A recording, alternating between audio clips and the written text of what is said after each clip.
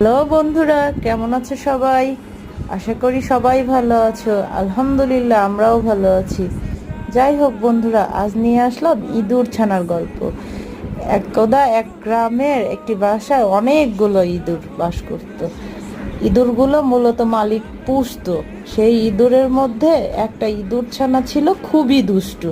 সেই দুষ্টু ইঁদুর ছানাটি প্রতিদিন মালিকের খাবার নষ্ট করত। বিশেষ করে ছোট্ট বাবুটার দুধ নষ্ট করে ফেলতো।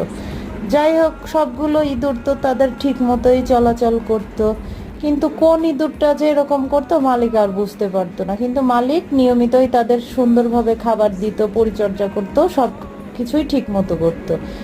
তো মালিক বুদ্ধি করে একদিন বাটির মধ্যে অনেকগুলো দুধ রেখে দিল।